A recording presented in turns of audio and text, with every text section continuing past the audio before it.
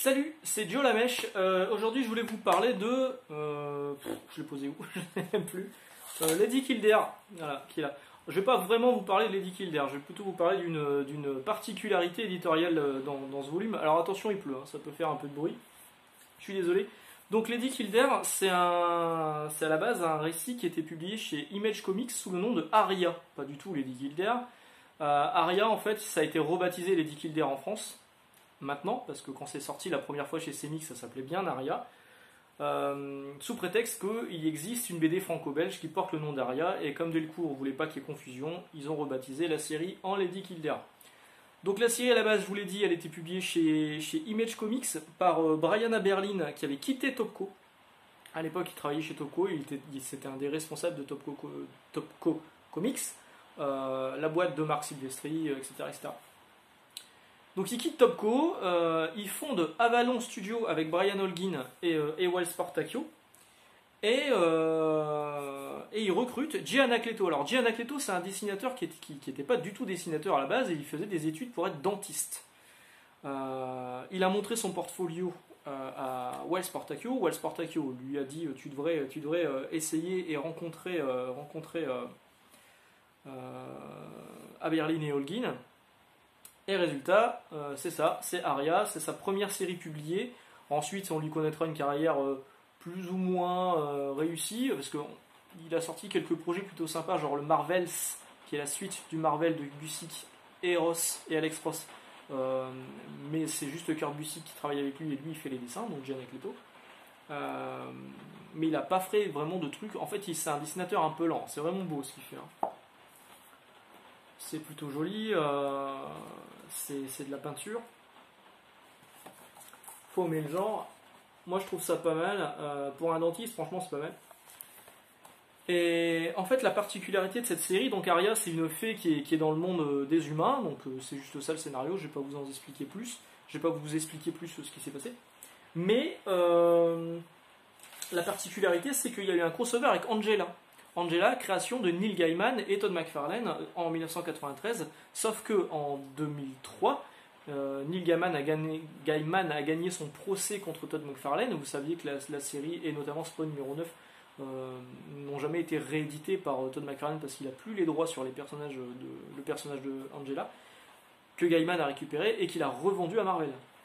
Donc finalement, Angela est arrivée dans le monde Marvel pendant Age of Ultron. Une histoire écrite par Brian Michael Bendis. Il s'est avéré que finalement c'était la sœur de Thor et de Loki, la fille de Odin, elle rejoint les Gardiens de la Galaxie, etc., etc. Donc elle est chez Marvel depuis 2013. Donc, à la base, le crossover que vous aviez là, donc Aria Angela. Voilà, Aria Angela, qui est en 2 numéros. Eh ben il est aussi dedans, mais sauf qu'il a été retravaillé. Les planches ont été retouchées. Je vais vous montrer quelques différences. Alors dans le volume 1 que vous avez là, normalement il y en aura deux volumes pour avoir la série complète.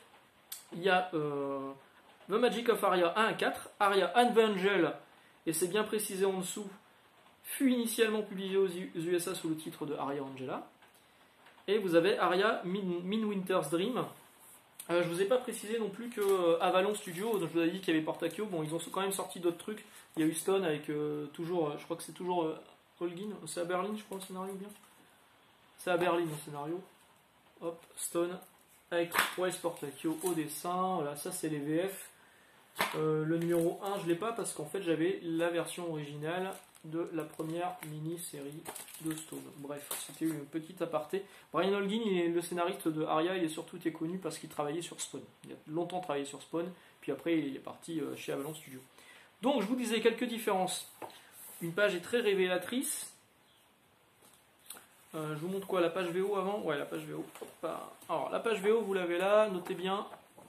Donc c'est bien le personnage de Angela, elle a ses espèces de dessins sur les yeux, elle a la marque de Spawn qui est là, voilà, ça n'y est plus dans les éditions Marvel. Elle a les écritures là sur le bandeau. Après, qu'est-ce qu'il y a d'autre différent? Je crois que c'est tout. Je crois que c'est tout. Voilà, donc vous avez bien noté. Elle est comme ça. Et dans la version française qui est dans Lady Kildare, donc déjà elle s'appelle plus Angela, c'est The Angel. Et vous voyez, elle a plus du tout, elle a rien sur les yeux, les bandeaux sont vierges, il n'y a plus rien. Il n'y a plus du tout le logo de Spawn. Je vais vous mettre les deux pages côte à côte. Si j'y arrive. Est-ce que je vais y arriver? Le mec va flinguer ses comics pour faire une vidéo. Hop là. Je vais pas y arriver. Est-ce qu'on voit? Ouais, on voit. Vous voyez? Et c'est comme ça pendant tout le comics. Donc à chaque fois qu'on voit Angela, il y a des retouches graphiques pour pas qu'on puisse avoir des problèmes avec Marvel, du coup, sur ce Lady Kildare. Voilà, cette vidéo est déjà terminée, elle n'aura pas été très longue. Lady Kildare, je ne sais pas si je vous le recommande, hein, c'est assez particulier, le dessin est plutôt joli, le scénario pas très poussé. Vous pouvez tester si jamais vous avez envie de changer un petit peu des comics de super-héros, c'est de l'indépendant. Hein. Et il ne me reste plus qu'à vous souhaiter de bonnes lectures, une bonne journée, et on se retrouve au plus tard dimanche. Bonne journée, ciao.